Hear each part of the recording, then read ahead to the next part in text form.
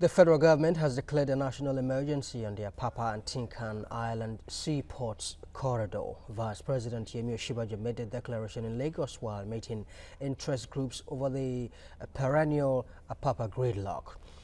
Our maritime correspondent Ifunanya Eze reports. The issue at stake at this meeting is a long-standing one.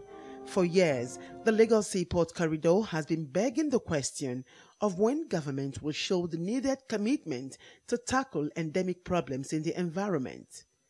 Vice President Yemi Osinbajo's decision to meet with operators in the industry, accompanied by the Lagos State Governor, the Minister of Transportation, and the Managing Director of the Nigerian Ports Authority, was an indication that a solution may be in sight.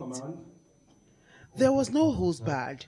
Everyone at the meeting highlighted the problems and also made suggestions that could bring about a turnaround. The structure of the port, as it is now, can no longer accommodate the volume of the activities that we are given.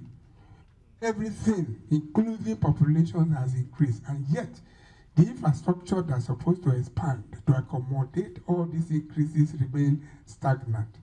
We have tankers carrying highly flammable products within residents. If such can happen on an expressway, you can imagine if it happened within the residential area. I don't know if anyone had thought of that. When you go to Tinkan Island or to Apapa, you see a long queues of trucks waiting to enter into the port. So why these trucks are not entering into the port? Is it because there is no space in the port to receive the empties? If that is the case, terminal operators should possibly create space inside the terminal to receive empties. But to create space to receive empties, possibly they have to reduce the number of full boxes inside the terminal. How do they do that? Well, you may transfer the containers to off-dock bonded terminal. The Lagos State Governor and the leadership of the Nigerian Ports Authority insist on enforcing compliance with the rules of engagement. The shipping companies are refusing the operationalization of their holding bays, because if you have an empty container holding bay, when you import your goods, you just take it there and keep, and it's their responsibility to move it into the ports. So the shipping companies are not above the law, and they will not be above the law in Nigeria. Will sanction until they fully comply and operationalize their.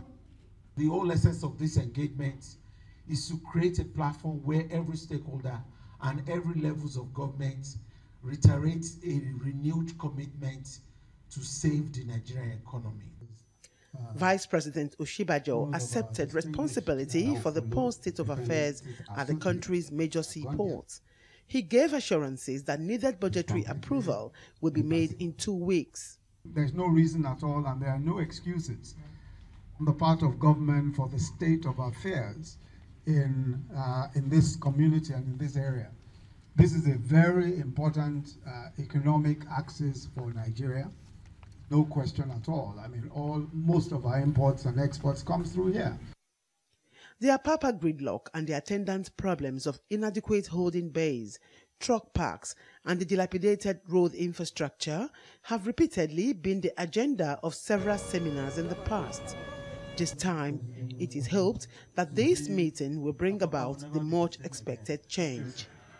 Ifunanya Eze, TVC News, Lagos.